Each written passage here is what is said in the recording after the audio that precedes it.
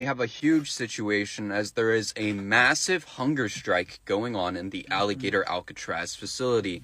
I thought it would get better, but it never did. It's inhumane the way that they're keeping their residents. When I got there, it was overwhelming. She shared her state of Florida credential, which lists her position as a corrections officer. They said it was going to be 5 days on, 2 days off. I was aware that it was going to be the Alligator Alcatraz. We had to use the porta-johns. We didn't have hot water half the time. Our bathrooms were backed up. It looked like an oversized dog kennel. Hey, welcome. Let's unpack this story and see you later for my commentary. Breaking news, Alligator Alcatraz in Florida. Again, the detainees there, many of them are on a 10-day hunger strike, and it continues. What? Yes, they're on a 10-day hunger strike because they're protesting the inhumane conditions that they are being kept in and the treatment they are receiving. A hunger strike has entered its 11th day in Alligator Alcatraz as detainees protest the inhumane and dangerous conditions. One detainee, Pedro Hernandez, was hospitalized during the strike but still refuses to eat. His wife is terrified that he'll die in custody or be deported to Cuba alone. Wow. Hernandez said in a phone call, "We've all been hungry since Tuesday. I'm not going to eat another plate of food until they show us respect." This has prompted outrage from his wife and other community members as Democratic leaders held an emergency town hall to demand reform and accountability from Florida. One speaker said, "Florida has struck an unholy bargain with the Trump administration. People are not getting food, hygiene, or medical care. These conditions are substandard and cause irreparable harm." This is big, honestly, and we must continue to speak out for the people in these facilities just as they speak out for themselves. I mean, at the end of the day, we are all into this together because we don't know who's next to be sent to these facilities. We must speak out because no human should have to live through something like this. It goes against every basic human right. It is a human rights violation, and that is an understatement. Genuinely, it is. Like, this isn't something anyone should have to go through. We are all people, and we must work to free our fellow people, because we all live, we all function, we all breathe, we all eat, we all shit the same way. Like, there's no point. It is just racism that is leading us to human rights violations, and it's stupid. It really is. Just because you don't like the color of someone's skin doesn't mean you have the right to send them to a facility that essentially kills them. Like, that is fucking insane, and it shouldn't be the case. It needs to stop. I thought it would get better, but it never did. It's inhumane the way that they're keeping their residents. When I got there, it was overwhelming. She shared her state of Florida credential, which lists her position as a corrections officer. They said it was going to be 5 days on, 2 days off. I was aware that it was going to be the Alligator Alcatraz. We had to use the porta-johns. We didn't have hot water half the time. Our bathrooms were backed up. It looked like an oversized dog kennel. She says each tent had 8 large cages. Each pod holds 35 to 38 inmates. They have bunk beds in them. They have no sunlight. There's no clock in there. They don't even know what time of the day it is. They shower every other day or every 4 days. The bathrooms are backed up because you got so many people using them. On rainy days, she says, the water pours into the tents. Not everybody there is a criminal. These people are still human. You've pulled them from their livelihood. They're scared. They don't speak our language. Lindsay says she was fired from the facility after she caught COVID and was accused of altering medical paperwork submitted to the company. She denies the allegations and says she's coming forward because of what she saw. And yeah, I was fired. And yeah, I'm pissed off. But more so than ever, like, they're doing wrong. I need you to hear this. Alligator Auschwitz has been open for 5 days. I am Leamse Le Figura. We've been here at Alcatraz since Friday. There's over 400 people here. There's no water to take a bath. It's been 4 days since I've taken a bath. They only brought me a meal once a day, and it had maggots. They never take off the lights for 24 hours. The mosquitoes are as big as elephants. They're not respecting our human rights. We're human beings. We're not dogs. We're like rats in an experiment. I don't know their motive for doing this, if it's a form of torture. A lot of us have our residency documents, and we don't understand why we're here. I'm on the edge of losing my mind. I've gone 3 days without taking my medicine. It's impossible to sleep with this white light on all day. They took the Bible I had, and they said, here, there is no right to religion. And my Bible is the one thing that keeps my faith, and now I'm losing my faith. This was reported by CBS News. This is not 1939. This is 2025. And we have people suffering torture in concentration camps on our land. What are we going to do about it? People there are not getting food. People there are not getting proper medical care that they need or require or request. There is limited hygiene. They really have limited access, if any, to showers.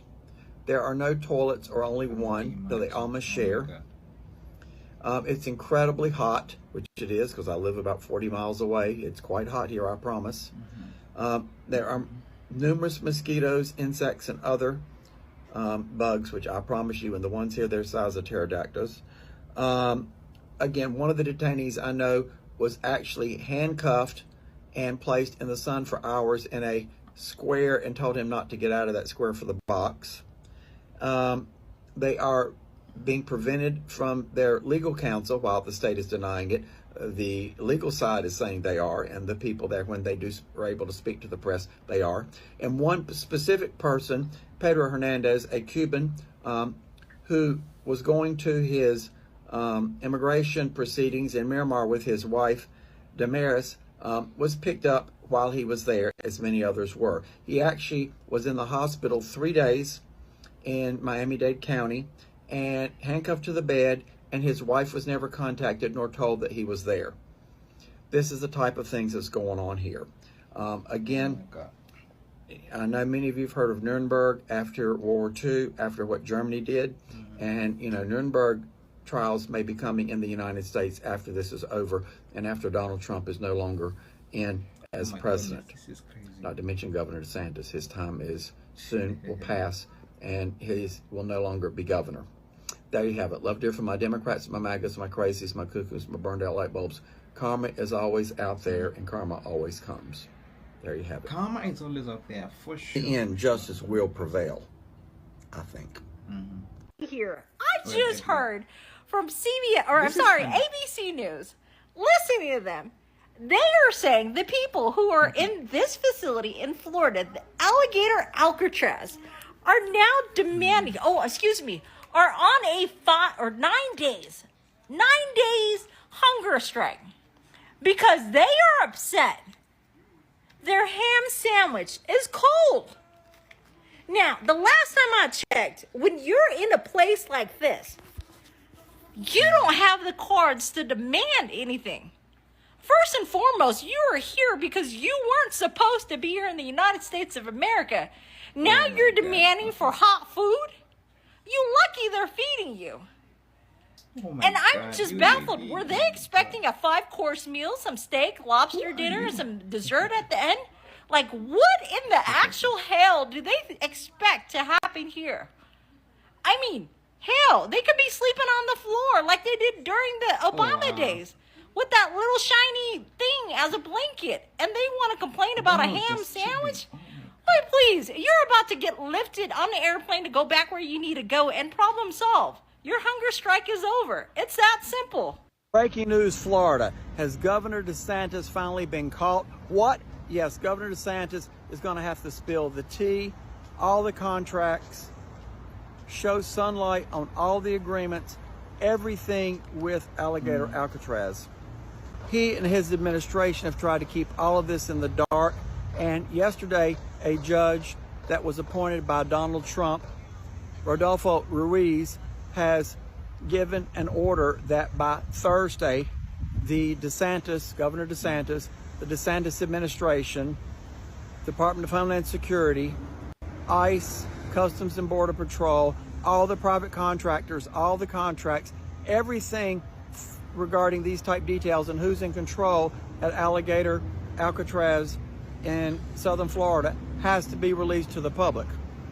Now, again, these contracts have been issued under an emergency proceeding, and basically everything has been secret. We're talking about hundreds of millions of dollars here, and sunlight is going to finally get shown on some of this, and we will begin to see a bit more on what's going on, who's got what, and who's doing what.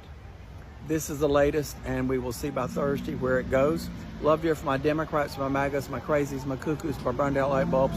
But Governor DeSantis maybe finally has got caught, and sunshine is going to show on what they've been doing. There you have it. Love to hear from my Democrats, my MAGAs, my crazies, my cuckoos, my burned out light bulbs. Let me know what you think. They are serving maggot-infested food Listen to this. at Alligator Alcatraz. Maggot-infested food. It hasn't even been open that long, and the human rights abuses and violations are insane. They're confiscating religious items, like they're not allowing them to have Bibles, anything like that. There's a lack of water, as is in practically all the detention centers. The place is mosquito infested. They're denying medical care, of course. There was a Cuban reggaeton artist, Leamzi La Figura, I believe, who was arrested and then transferred to Alligator Alcatraz. And he reports that he hasn't taken a bath in over 4 days, that there's no water to take a bath. The conditions are horrible, like psychological torture, horrible. One detainee came out and said we're human beings, but they're treating us like dogs, like we're rats in an experiment. Yeah, that's unfortunate. And they've been keeping the white light on for 24 hours. 24 hours a day.